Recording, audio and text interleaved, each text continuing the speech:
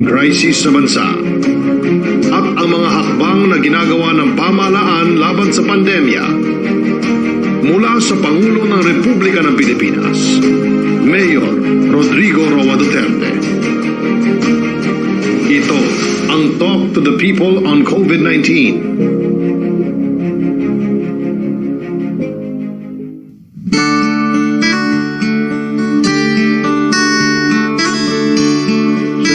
This will be a long night.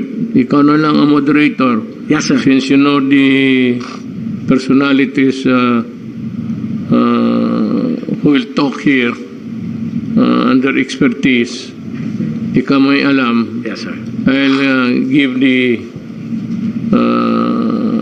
baton to you to Thank you, sir. orchestrate tonight's discussion. Okay, sir. Maraming salamat po, Mr. President. We have the panel of experts, and we can begin with Dr.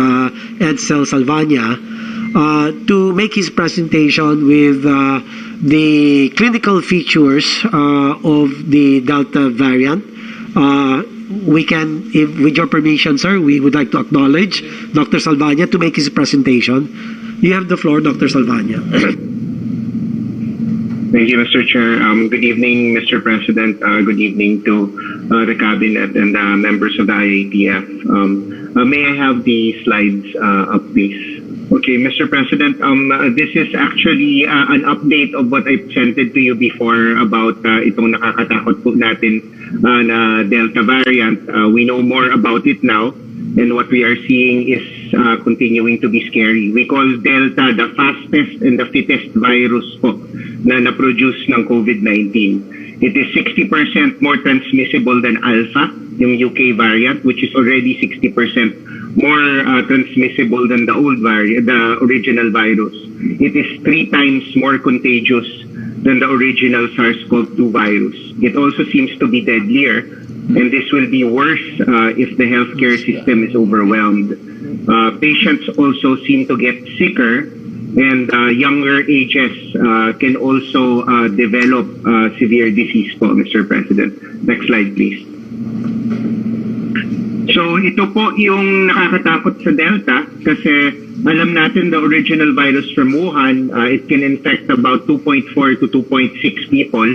Yung sa Europe 3, yung Alpha na UK variant, it can infect 4 to 5. Itong Delta up to 8 people po pwede niyang infect, and those 8 can each infect another 8. Kaya nakikita po natin yung sa India, nakikita natin sa Indonesia, ang bilis-bilis po talaga ng spread, exponential po talaga ang spread. Next slide, please. So, ang nakita po, there was an outbreak in China, and we know naman China has a very good healthcare system. Nagkaroon pa rin sila ng outbreak of about 168 people, pero mukhang na-contain naman po nila. But what they found was yung Delta has 1,000 times more virus particles than the original virus. Kaya ang nakakahawa po talaga, there's also a longer duration of infectiousness. There is also a faster time from becoming infectious from the time you're exposed. Dati it takes about 3 days bago ka nakakahawa ng mga tao. Ngayon, mga 30 hours lang pwede nang makahawa. And of course, there's a lot of virus, so even asymptomatic pa lang, nakakahawa na po. And yung sinasabi natin dati na close contact na at least 15 minutes, that is really out of, nakita po nila even in Australia and in China. Minsan 1-2 minutes lang pwede na pong mahawa. So this is a very contagious virus po. Next slide, please. So in summary po, we know Delta is more transmissible, it's potentially deadlier, and can spread quickly faster. But it is beatable with our minimum health standards, face shield, face mask, physical distancing, and of course we have to vaccinate everyone. We just really need to make sure na mag-level up rin po yung ating compliance because the virus has really leveled up. The treatment remains the same. Deaths are going down in countries with high vaccination rates. So tama po yung ginagawa natin. Continue to vaccinate. We were more cautious with relaxing our measures. Yung sa US, nagtanggal na sila ng mask. Even though mataas yung vaccination rates nila, that was the wrong thing to do. Lalo na with Delta kasi pwede pang mahawa. So I think at least in the short term, until we can vaccinate more and more people, we should continue to vaccinate as fast as possible, use our face masks and our face shields, and hopefully we can avoid a surge that is really devastating our ASEAN neighbors po. Thank you very much, Mr. President. Thank you, sir. Sir, Dr. Duque. thank you, sir. After Dr. Salvania, thank you, Dr. Salvania, for your presentation. Sir, if maybe allowed that we recognize Dr. Cynthia Saloma, the Executive Director of the Philippine Genome Center. You are recognized, Ma'am Saloma. Thank you, sir. Good evening. Good evening po, Mr. President, of the members of the Cabinet. Can I have the first slide, please? Welcome, ma'am. So ngayon pong gabi, we are going to report to you our national genomic biosurveillance effort. If you remember, last December 26, you urged us to join the effort so that we can have a handle as to the number of the variants that are entering our countries. What is genome biosurveillance? I just would like to explain this po kasi maraming mga tao na akala nila point-of-care diagnostics yung genomic biosurveillance, no? So what is the purpose of our genomic biosurveillance effort? Number one is they track to how the virus is being, the presence in the country and how they are being transmitted in the community as well as in our healthcare facilities. And of course, as part of our effort, we also detect outbreaks and we try to see what are the variants of concern that seems to be associated with these outbreaks. And of course, we identify the presence of new variants, both from our international incoming travelers, as well as, of course, we want to determine local transmission of these variants that come from our international travelers in cases where there are breaches in quarantine. And of course, we want to test whether the new variants change and how well our vaccines work. And of course, all these information will be very, very important to guide our response. Sir, we will just have the third and last presentation before the cabinet members may want to ask, and Mr. President, they will be answering your questions, but perhaps it's best that we complete the presentation. One last presentation na lang po, maiksi lang po ito, kay Dr. Ana Onglim of the Technical Advisory Group. Mr. President, can we yield the floor to Dr. Ana Onglim? Thank you, Secretary Duque, and good evening po, Mr. President, members of the Cabinet, and the rest of the IATF team. After listening to the presentations coming from Dr. Salvania and Dr. Saloma, I think the remaining question that we need to answer is what is the appropriate response now that the Delta variant has been detected within Philippine shores? So the first set of recommendations are actually focused on continued implementation of doors 1 and 2 of our 4-door strategy. So despite the data showing that there is already local transmission, border control continues to be a very critical component that we hope will continue to slow entry of more individuals who are positive not just for Delta, but also other variants of concern that may be discovered in the future.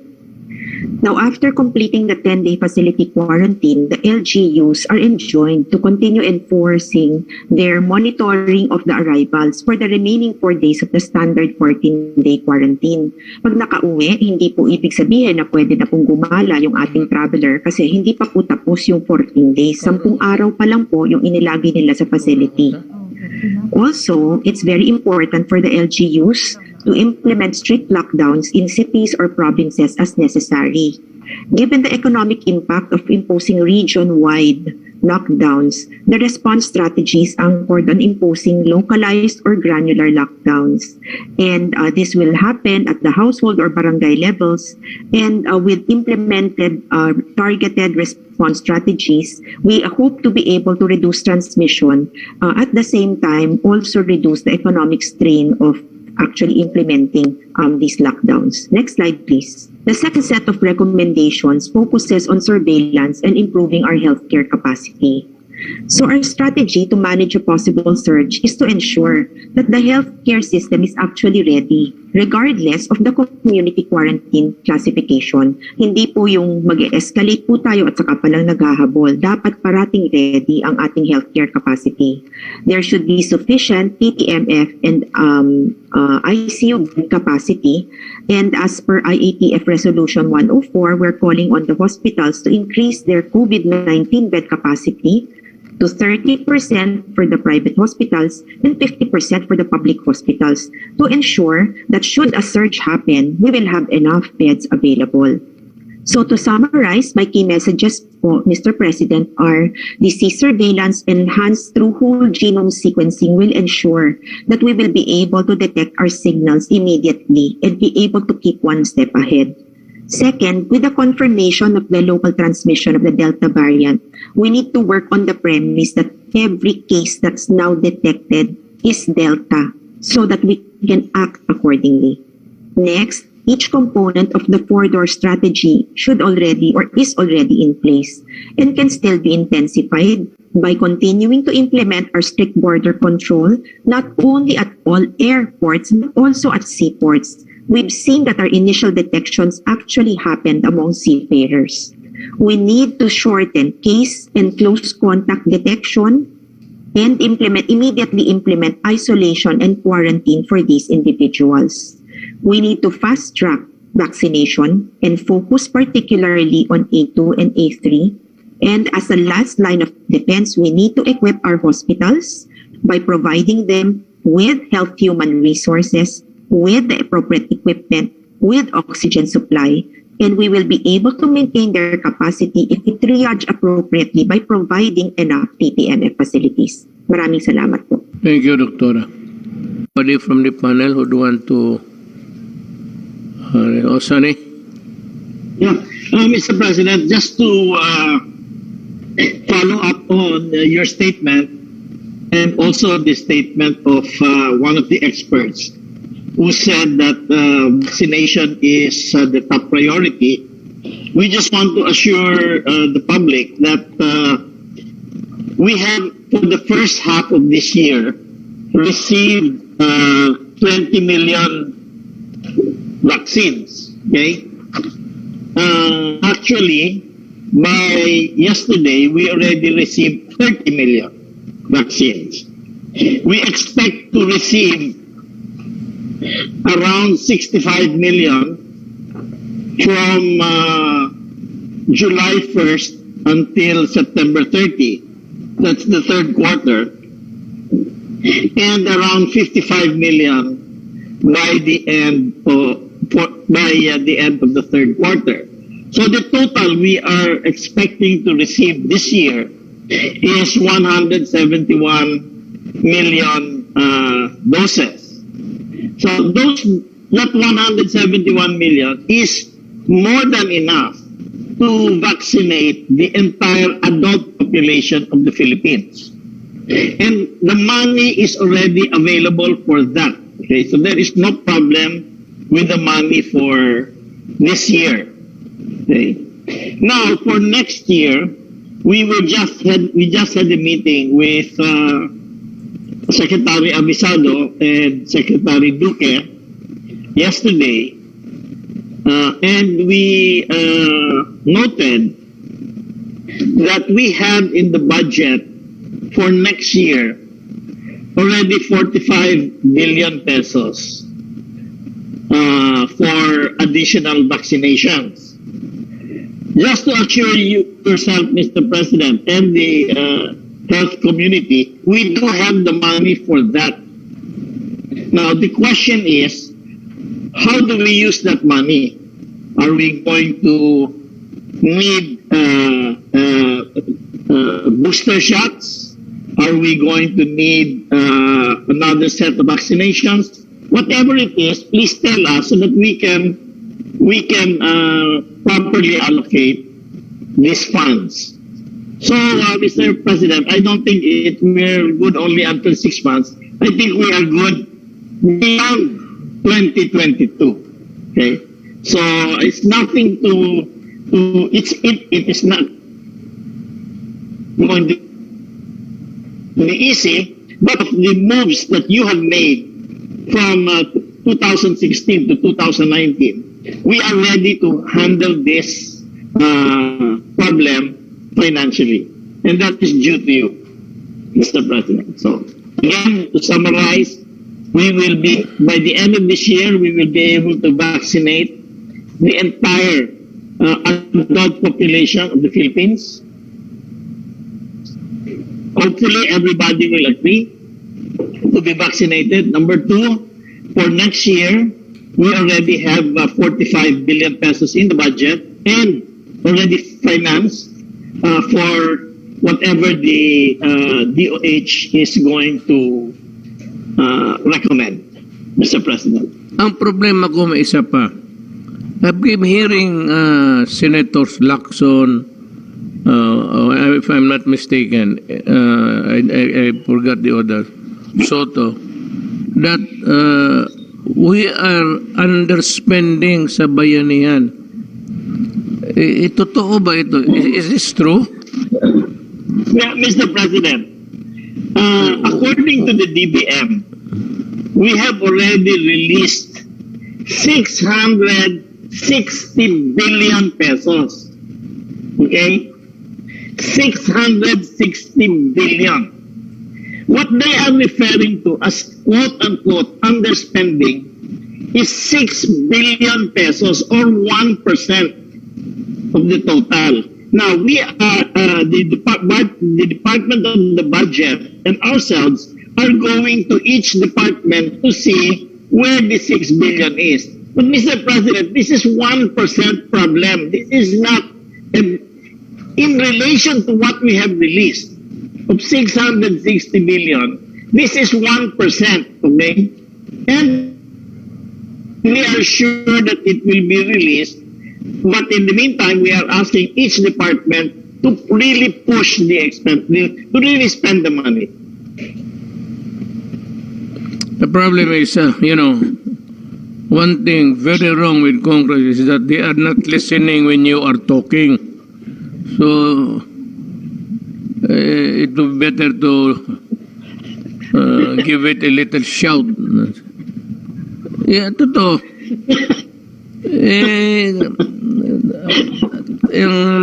Sa Bisaya, tira pasagad. Paski saan na lang tatama. Tell them that 1%. Nakakaano kasi because the criticism is always on the executive department. Tayo yung execute sa loto. So when we say that you are not spending the money correctly because there's underspending and it turns out it's only 1%, I'd like to tell Congress now that when Secretary Dominguez is talking to you, please listen. Walang ano yan. There's no malice in that statement, pero makinig kayo para hindi kayo din yung Bisaya tira pasagad. Yung basta lang tatamaan yung buwan.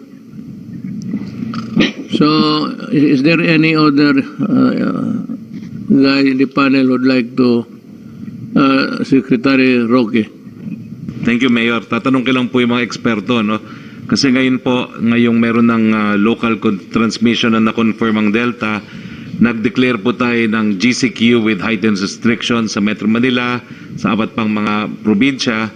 Tapos, kinancel na po natin yung naunang IATF resolution na po pwede nang lumabas ang mga bata. So, hindi na po sila uli po pwedeng lumabas.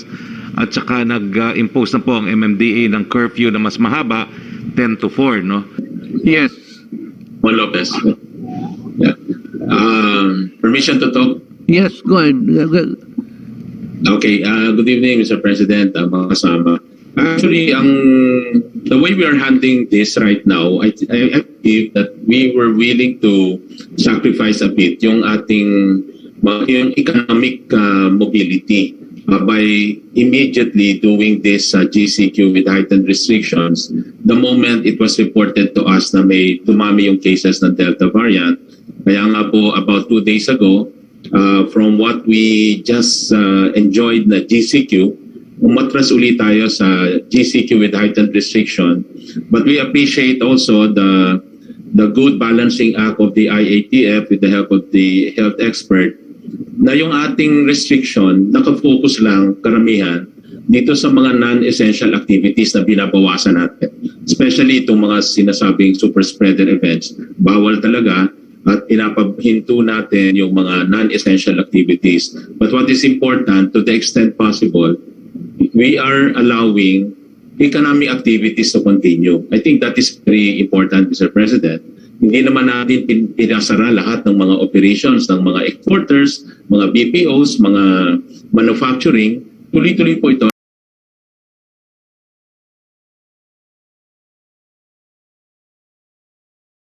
And that is, I think, the balance that we are managing here, Mr. President. As long as they all follow minimum health protocol standards, ma-maintain natin, hopefully, itong momentum that we are enjoying right now na nakakabawi naman ang ating economy tulad po ng tinatanong nyo kanina, unti-unti na pong nakakabangon.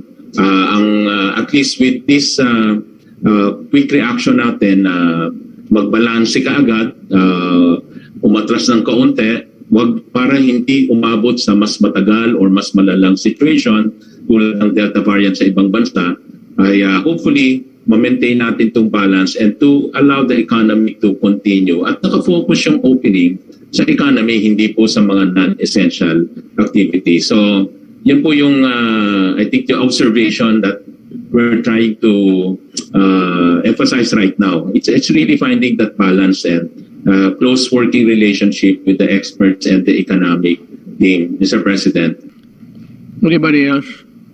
I will brief on the effects of southwest monsoon enhanced by tropical cyclone Fabian, as well as update on the volcano situation. And earthquake early this morning is 6.7 magnitude earthquake with epicenter in Calatagan, Batangas. First, on the two hydrometeorological events that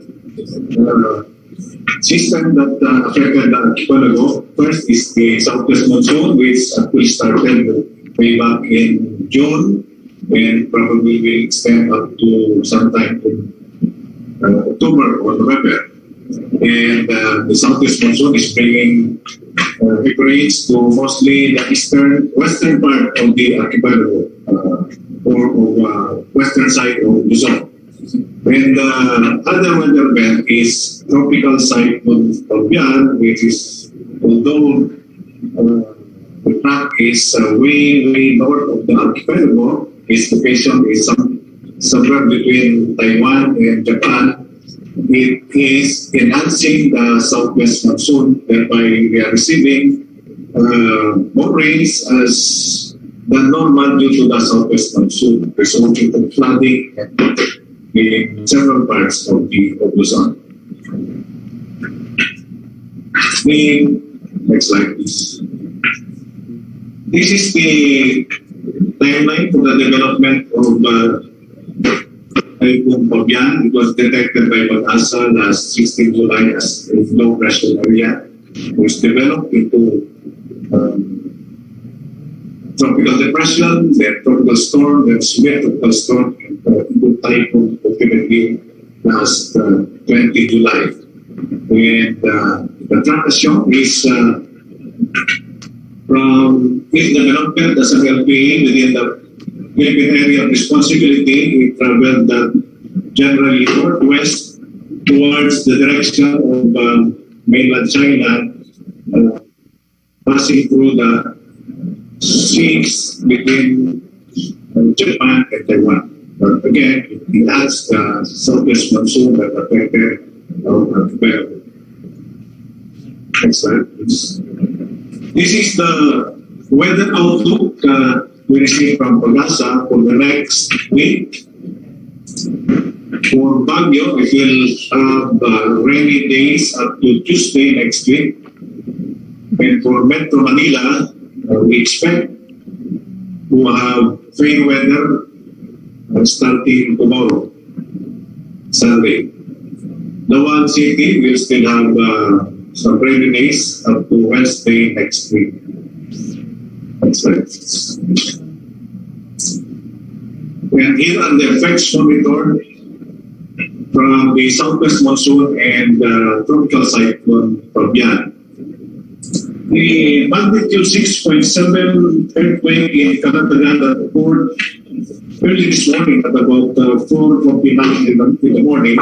Its epicenter was in Calatagan, Batangas. Its highest intensity recorded was based on the Pibos earthquake. Its intensity scale is 5, which is categorized as strong. It affected 4 regions, mainly Region 3, Calabarzon, Mimaropa, and NCR. And we did not receive any major damage, only minor ones from Lubang, such as collapse of seawall and river wall, with damages to 2 houses. However, the local government units are still continuing conducting their damage assessment and case analysis. Also, there was no recommendation for any intervention from the national government agencies and even from the regional government agencies. So this is my update, Mr. President, on the effects of southwest monsoon and tropical cyclone Fabian, on the status of Tal volcano and the effects of that 6.7 magnitude earthquake in Calatagan early this morning. That's all, Mr. President.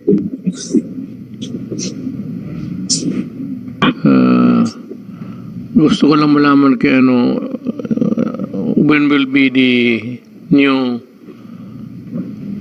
classification sa quarantine be published or Sir, may bago po tayong quarantine classification for NCR and 4 other provinces, Ilocos Sur, Ilocos Norte, Davao del Sur, and Davao de Oro, to GCQ with heightened restrictions beginning July 23 to 31st.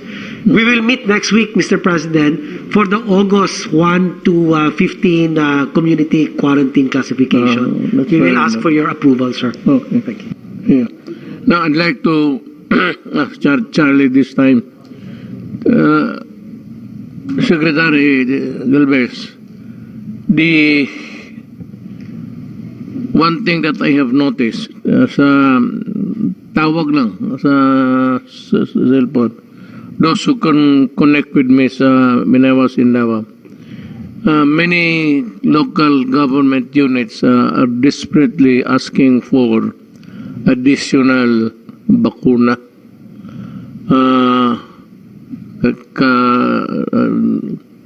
There's a strong upsurge of in places like Iloilo, Bacolod, Cagayan, Agusan. So kindly tell us what we should be doing.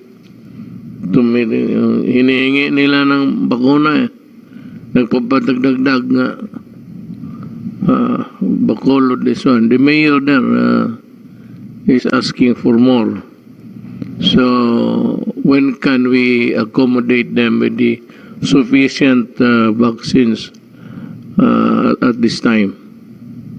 Sir, actually, sir, with the clamor of many LGUs, we assess that we need to increase our monthly delivery from 20 to 25, because we saw that there is really a great uptake already for many LGUs, and we saw that many provincial governors and also mayors are already prepared for the vaccination of their targeted individuals.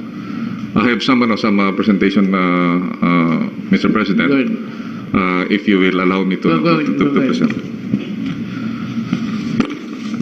Sir, as you can see in the picture, that our population is really ready. Most of them are even lining. Can you give the first slide? So you can see in this picture, this is one of the picture that we saw that they're lining up. Even there are ibig sabihin natin, sir, nakikita natin rain or shine, day or night. Talagang wala pong let up yung delivery at administration ng ating mga vaccines. Sir, may cut you there. Actually, mukhang hindi tayo nagkulang sa bakuna. The problem is for the local governments to come up with a more sane process of vaccination than allowing people to queue as early as 4 o'clock in the morning and getting their shots at about 9 o'clock. It seems to be, to me, it's not the way to vaccinate people. Nakita ko yung kanina sa umaga. I was still awake. I was signing the documents of government. Nakita ko sa na yung iba. Well, itong mga media did always want to exploit news. They were already talking about leptospirosis. Well, kasama yan, but yung cold, people are exposed in the open, unprotected from the elements, tapos waiting for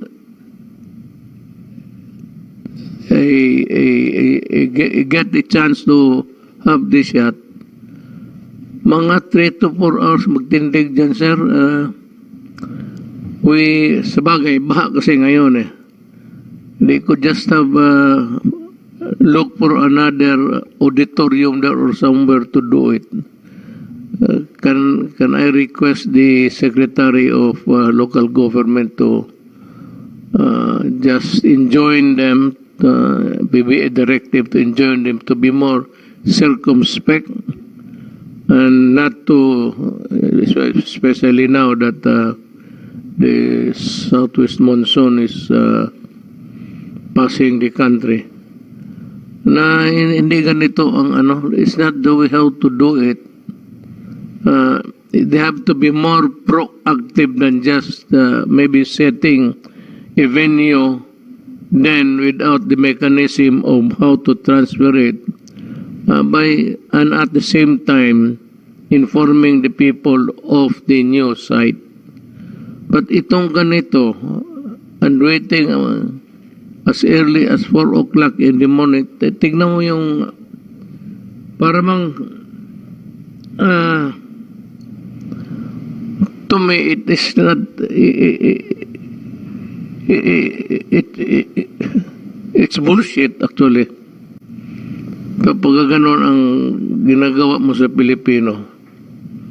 If you cannot do it in a place where there is roof to cover their heads na hindi sila mabasa, na not exposed to the elements, umagang-umaga, naku, Diyos ko po. Bakit naman ganun Why can't they just look for another last minute? I said the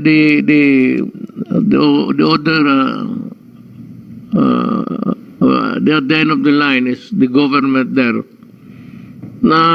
They should be flexible enough to immediately look for a place now which is dry and which can house so many people, and dividing them into groups and make a head count of how many they can, time and motion nila sa pagbakuna, how many they can inoculate, tapos pabalikin na lang yung iba. Rather than let them wait there. It's a question of common sense eh. Hindi na nila ginamit doon, hinati na sana nila,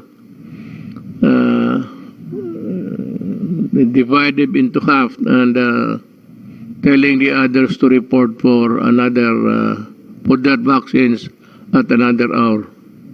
And look for a place, I said, where people are protected from the elements of the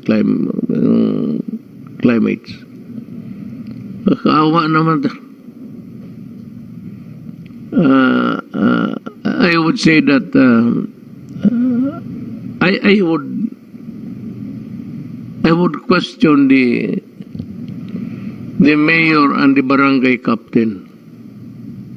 Kaya nga dapat talaga yan sa barangay captain because it is the barangay captain who would act as the marshal. Marshal ba? Babantayan niya yung mga tao. It's the barangay captain there sa mga tao. Pero yung ganon, I may also overshoot my comments there. Dito ho, sinabi na basta open to everybody and anybody. Ang problema, yung crowding. People who would respond to the announcement that inoculation shall be given to those who are there on the site, but not taking into account, I said, the amount of time and emotion to do it, and making them go back. You come back for at some other hour, and on top of that, really. The most important thing is to look for a dry place. Yan, sana tatama yan. Leptopyrosis, then you have the influenza, then you have the respiratory. Pag tinamaan pa yan ng pagka tinamaan niya ng simple cold, it can deteriorate into a respiratory problem. Pag sinakyan ng COVID, mapatay na.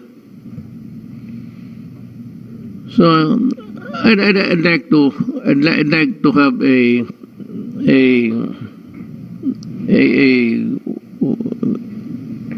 rule, sir, that to encourage them to not to use that kind of setup. Even if it is numbered in the inoculation or it is just given to anybody who's there who wants it, it has to take into account the weather now and the place that where they should be waiting for.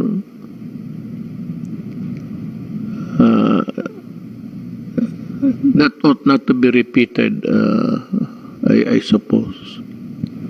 Kawawa yung tao. Anybody else would want to? Del, you have something?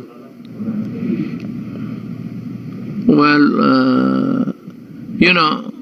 one thing going in our favor is really in other countries they are having riots about the bakuna. In Indonesia, in some parts of sa France. But about ito, we are better off because our citizens are really law-abiding citizens, and you can tell by the response of the people. We have yet to see a raucous there somewhere regarding the vaccination process. Wala tayong mga yun, nagra-riot yung iba eh. Dito, wala naghintay. Yun, nakakaawa yung the picture that you saw. that ought not to be repeated. I would task the Secretary of Local Government to, I don't know how he would do it, but find a solution to the problem. So, my papasalamat, utang na loob ko sa inyo na tinutulungan ninyo kami, lalo na yung mga experts, the doctors, or scientists, and the people who have, because we do not have enough time to see Secretary Lorenzana keeps on looking at his watch. Pa may dito sa peripheral. So, kung wala na, maraming salamat po sa inyo, and I hope that we can call upon you to this kind of, I know that it can be tiring, not boring. But I said there are some other entities of government who should be made aware of, so that they can make the preparations if things get really worse. Alam mo, you can set the date. You can propose, but it is God who disposes. So let us pray that the weather, the political weather and the weather of climate change will be kind to us. Thank you very much. Good night.